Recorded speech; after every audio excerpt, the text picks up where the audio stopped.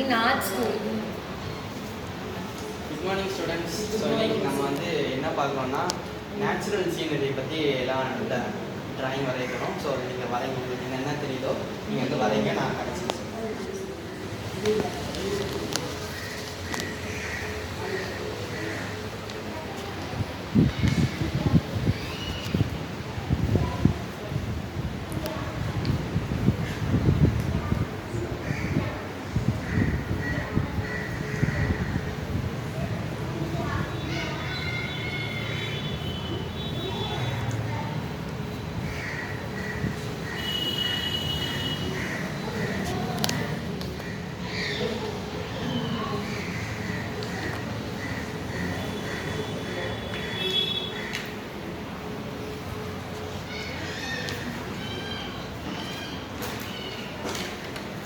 நிற்கல. நல்லா வரைஞ்சிருக்கே. இது வந்து பார்டர் மட்டும் லைட்டாக ஸ்டார்ட் பண்ணுங்கன்னா எப்படி சூப்பராக இருக்குது, நேச்சுரலாக இருக்குது.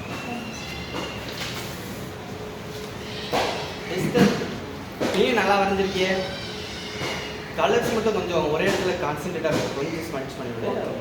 Thank you. So okay class, today அவ்வளோதான். தேங்க்யூ. டிஷ்ஷஸ்லாம் ரெடியாக இருக்குதா அப்படின்னு பார்த்து சரியா?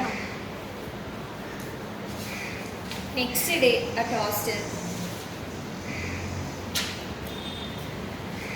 என்னாச்சு? இவன் இவ்வளோ நேரம் தூங்க மாட்டாளே, ரொம்ப டயர்டாக இருக்காங்க. நிக்கலா அப்பா இந்த ஆர்ட் கிளாஸ்க்கு வரலக்கா, நீங்களே போயிட்டு வாங்க. எனக்கு ரொம்ப உடம்பு சரியில்லாத மாதிரி இருக்கு. ஐயோ, ஏன் என்னாச்சு? ஃபீவர் அடிக்குதா? ரொம்ப நாள் ரொம்ப ஃபீவராக இருக்க மாதிரி இருக்கா. சரி ஓகே, நீ இன்னைக்கு ரெஸ்ட் எடுத்துக்கோ, நான் போயிட்டு வரேன். ஓகேவா?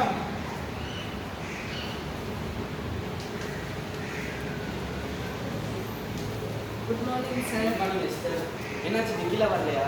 சார் அவளுக்கு உடம்பு சரியில்லை, அதனால நான் மட்டும் தான் சார் வந்துருக்கிறேன். நான் கொஞ்ச நேரம் ட்ராயிங் முடிச்சுட்டு நானும் கிளம்பி. சரி ஓகே ஓகே.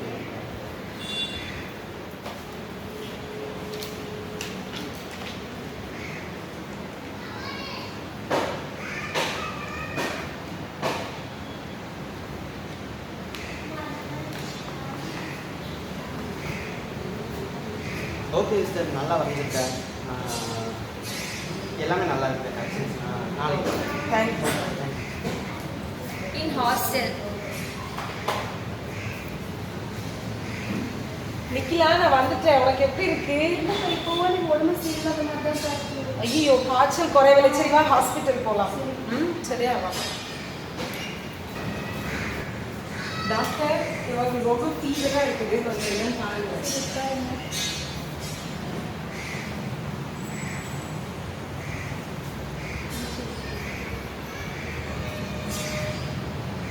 ஃபீவர் கொஞ்சம் அதிகமாக இருக்கும்னு நினைக்கிறேன். ப்ரீத்திங்கும் கஷ்டமாக இருக்கு போல்.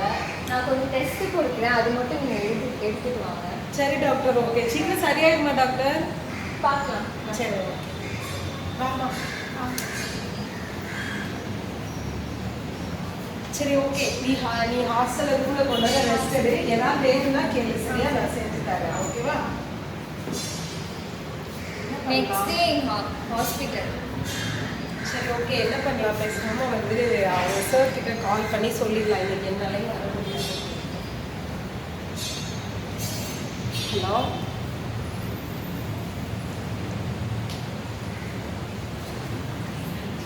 இங்கே போவாங்க. Hello hello. Yes sir. Sir good evening sir. நாளைக்கு எங்களால் வர முடியாது சார். அவளுக்கு இன்னும் உடம்பு சரியாகலை. நான் அவளை பார்த்துக்கிறேன். இன்னும் 2 நாள் எங்களுக்கு லீவ் தருவீங்களா? ஓகே சார், பரவாயில்ல, பார்த்துக்கோங்க. Okay sir, thank you so much. Okay sir. நிக்கிலோட டெஸ்ட் ரிப்போர்ட்ஸ்லாம் வந்துடுச்சு. அவளுக்கு ஹைப்ரிட் ஃபீவராக இருக்குது. நான் ஆன்டிபயோட்டிக் ஸ்டார்ட் பண்ணுறேன். அவளை அட்மிட் பண்ணணும். அவள் கொஞ்சம் கிரிட்டிக்கலான கண்டிஷனில் தான் இருக்குது. அப்படியே டாக்டர், ஹாஸ்பிட்டல் அட்மிட் பண்ணுமா? அட்மிட் பண்ணணும். சரி ஓகே டாக்டர். நிக்கிலா, டாக்டர் வந்து ஹாஸ்பிட்டல் அட்மிட் பண்ணணும்னு சொன்னாங்க. ஏன்னா கொஞ்சம் ஃபீவர் சரியாகணும் அப்படின்னு. ஒரு 2 நாள் சரியாயிடும். சரியா? நீ நல்ல தைரியமாயிடும். ஓகேவா? சரி.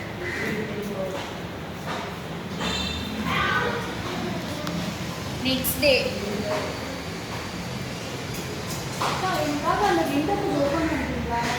ஏன் விண்டோ ஓப்பன் பண்ணி என்ன இது? இன்னும் குளிர் தான் அடிக்கும் உனக்கு. இல்லை, அங்கே ஒரு முடியுது, நான் பார்க்கணும் சார். சரி, இது ஓப்பன் பண்ணி நீங்க தள்ளி உட்காந்துக்கோ. சரியா? சரி.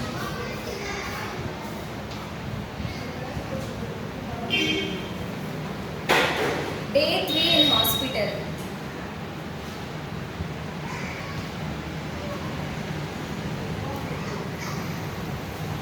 இவ என்ன அங்கேயே பார்த்துட்டு இருக்கிறா? என்ன ஆச்சு உனக்கு? நீ டெய்லி அந்த விண்டோவே ஓபன் பண்ணி வைக்க சொல்லி அதையே பார்த்துட்டு இருக்கிற, என்னாச்சு? ஒன்றும் இல்லைக்கா, சும்மா தான் பார்த்துட்டு இருக்கேன். அங்கே இருக்க அந்த கொடியில் ஒவ்வொரு நாளும் எவ்வளோ காத்தடிக்குது. ஒவ்வொரு நாளும் எத்தனை இலைகளும் போய் விழுது.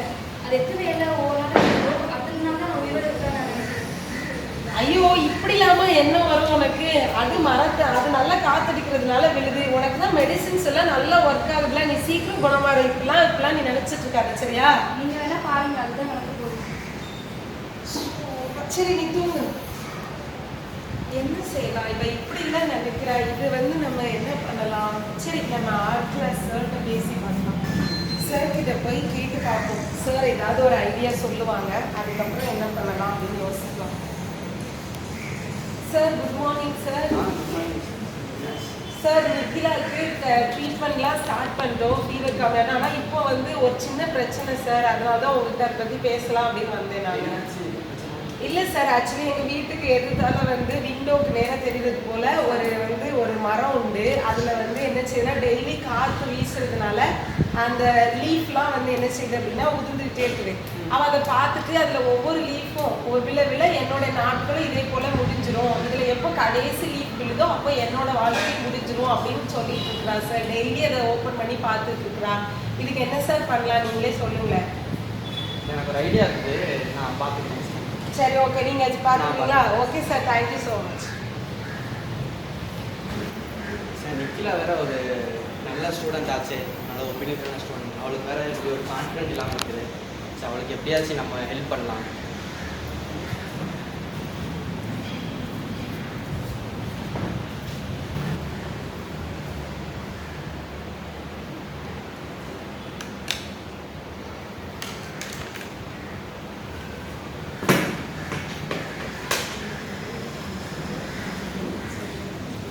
இதை அந்த ட்ரீல நம்ம இதை ஒட்டலாம்.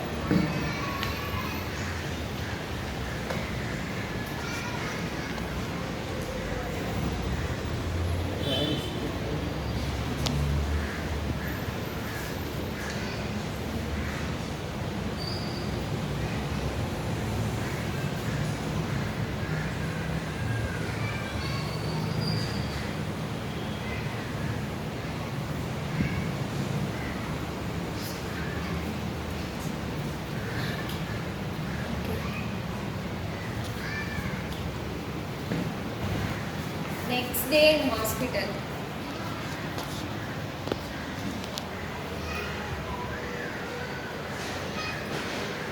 அக்கா, எனக்கு இன்னும் தான் இந்த ஓப்பன் பண்ணி காமிக்கிறீங்க.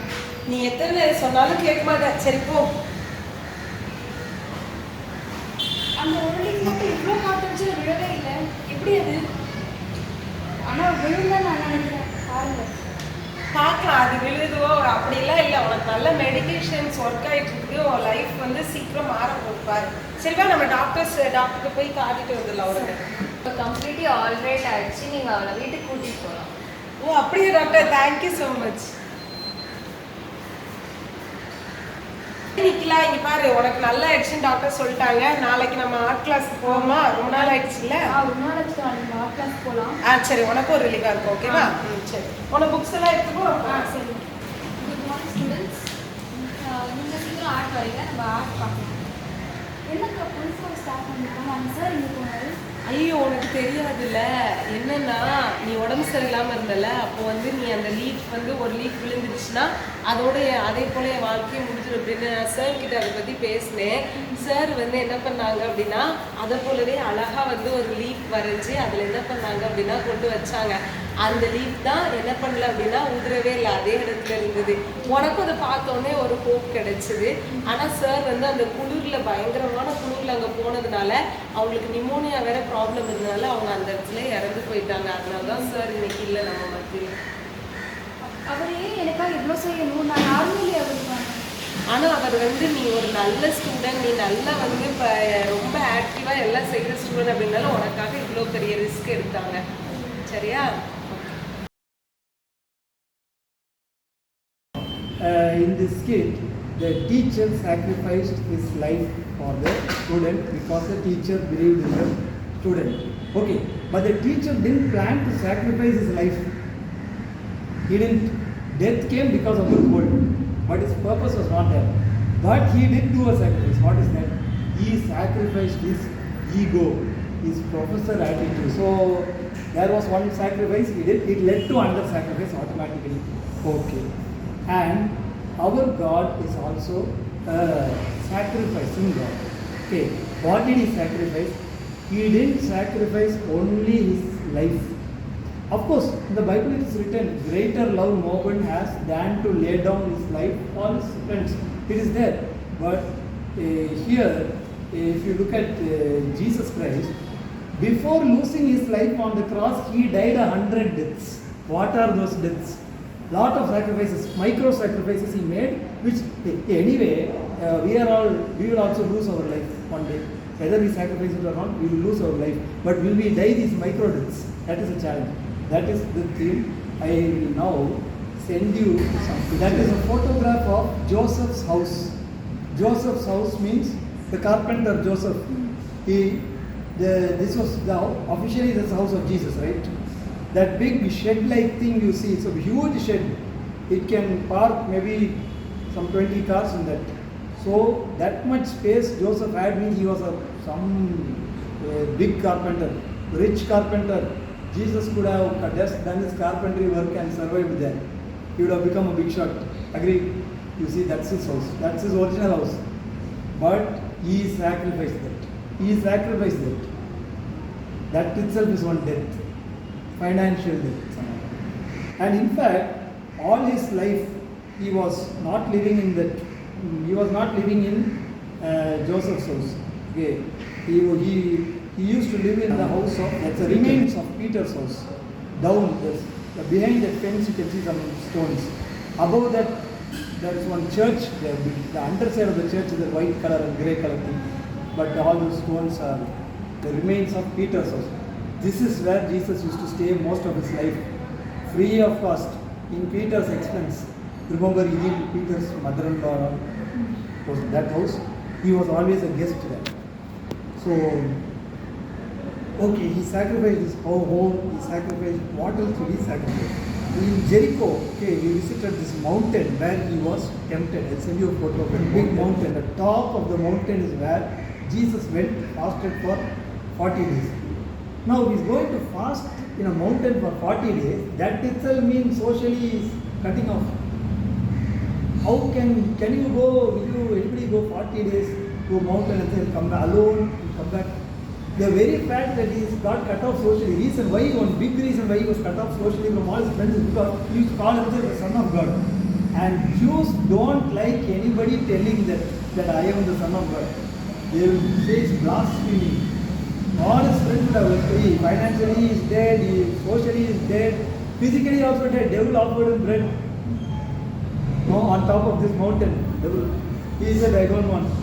See, another death is died. Why? For us. Then any other deaths he died. You think like this about his life, so many more. Garden of Gethsemane, that is a stone. That stone there, different white color stone, is where he sat and prayed in the year 30 AD, 2000 years ago. That time he was seen praying for his disciples, and he was fully, he could have prayed for himself. I mean, he could have chosen at that point, he could have said, I don't want this cross, but I will do it. He chose to take the cross there. See, he's sacrificing his life there. He's signing the document before God, saying, I will do it. This cup, take this cup away from me. But so, and finally, because after all, you look at his life, so many sacrifices he has made, micro deaths. That only led to the macro death. Then only the macro death. Automatically, he does like this, he will get killed only. Crucifixion is the punishment those days. And one more picture I have. You can see one white color mountain. You can see on left and right side, two caves like cave-like things. Those days, the caves used to be much deeper. That's why they called it the two orbital sockets of the skull. That is Golgotha. This photo also was taken by me. Bottom of that Golgotha hill, there are some buses standing. That is Palestine bus terminus. The Palestine bus terminus, one of the bus terminus is there. The local buses. The terminus is just below the Golgotha highway. So that is where he was killed physically. That was the place where he died. So now, what I'm coming to say is, nobody, God is not telling us to offer our lives. He is not telling us to offer a macro death, a medical death for someone. That will anyway come to us. Whether we offer our life for others or live our life for others. There is no change. After 100 years, where is Lionel? Is that mud lying there? That is the answer. Maybe my bone will remain, but even the bone will become mud. No? Agree? After 100 years, after 50 years, 10 years also, I don't know. But I'm saying, no, nobody can change that, right? But he wants you to die these micro deaths. Your ego, your wherever you can sacrifice, your social name, your financial, your power, your academic power, your so many micro deaths. Where all can you die a micro death for God? Today you saw in the story how a professor underwent a micro death. So led to his macro death, but he didn't intend to do that. Let's think about this.